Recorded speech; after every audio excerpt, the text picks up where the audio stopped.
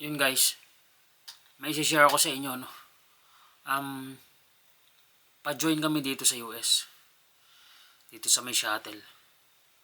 Tapos, so sa tagal-tagal ko nang hindi nakaka-join dito, siguro ang pinakahuli ko pang join dito sa US is 2012 pa. Tapos, nag-join ako ngayon, January 2026. Ang nangyari sa akin is, hindi ko alam na sobrang higpit na pala nila. So ang daming tinanong sa akin.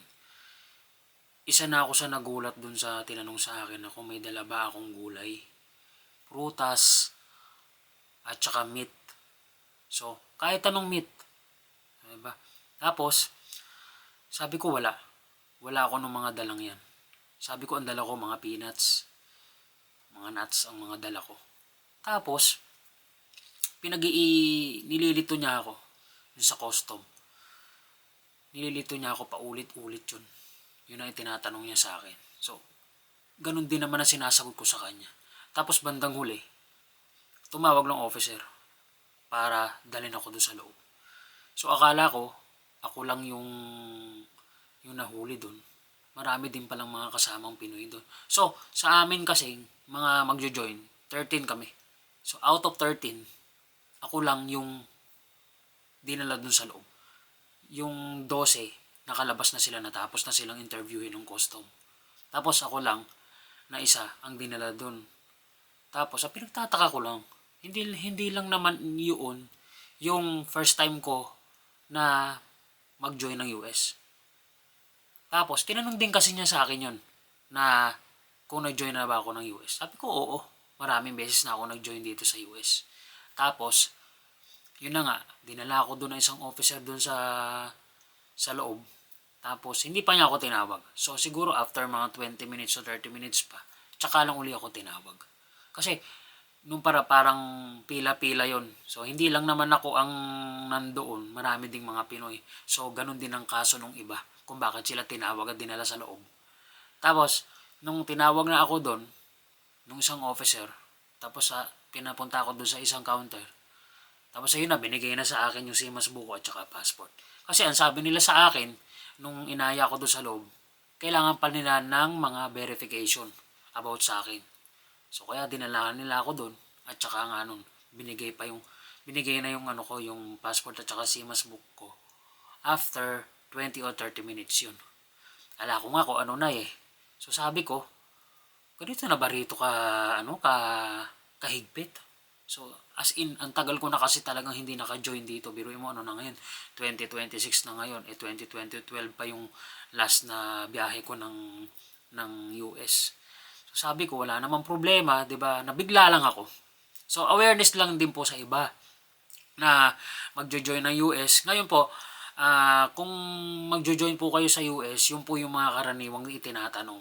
Tapos bukod dun sa anong trabaho mo sa barko, anong posisyon mo sa barko, anong pangalan ng barko, kailan ka nagbabarko, kailan ka kauna-unahang nagbarko, saan ka nang galing na barko bago ito, tapos saan yung biyahe ng barko mo na pinanggalingan mo doon, saan ang biyahe niya. Tapos yun, maraming tanong. Kasunod nun, yun na nga, kung may dala-dala ka bang prutas, gulay, meat, yun. Tapos ngayon, pag join ko dito sa barko, isa din pala doon sa mga kasama ko na nag-join din dito sa US ang na hold or na verification. Noon pala, may dala talaga siyang may dala talaga siyang meat. No? Hindi naman as in meat, ang dala niya talaga si Charon. So nagdala siya na si Charon, tapos yun na nangyari. Ikinumpis ka daw yun si Charon sa kanya. Kaya awareness po ulit, wag na po kayong magdadala ng mga dilata, si Charon, o kahit na anong meat o nasa supot pa yan o nasa lata, wag na po kayong magdadala kasi sayang lang at makukunpis ka yan. Yun po ang aking gustong yun itong video na to. Wag na po kayong magdadala. Pero kung magdadala po kayo ng mga gamot, yung mga medical supply, okay lang. Sa inyo naman po pati yun eh. Na ako po marami kong dalang gamot. Kasi po may medical condition ako eh. Tapos, ang dala ko po, as in marami talaga akong mani na dala. Kasi po, hindi po ako mapagdala ng mga noodles, ng mga cup noodles, hindi po ako mapagdala ng ganun. Hindi naman po sa bawal. Ayoko lang po talaga ng mga ganong processed food. Hindi po talaga ako nagdadala ng ganun. So mga nuts po yung mga dinadala ko.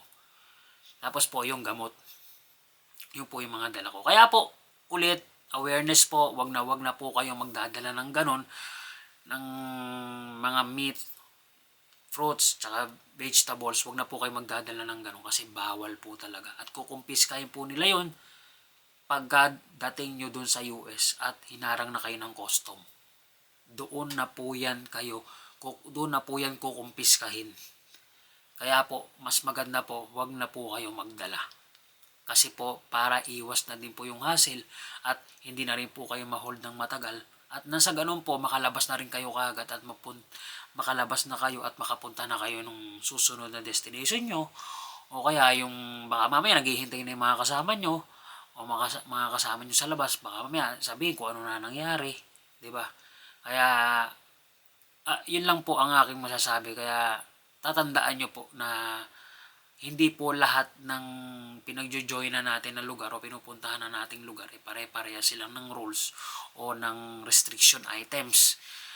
Ngayon po nagkataon po na marami po talaga dito sa Amerika ang pinagbabawal nilang mga items. So kailangan po natin sumunod at saka syempre po nandito po tayo sa lugar nila at hindi naman po tayo po pwedeng hindi sumunod kasi po nandito tayo. Pero awareness lang po 'yon. Sige po, hanggang dito na lang po yung video ko and mag-follow lang po, mag-subscribe at saka mag-like na rin po kayo. Maraming salamat po.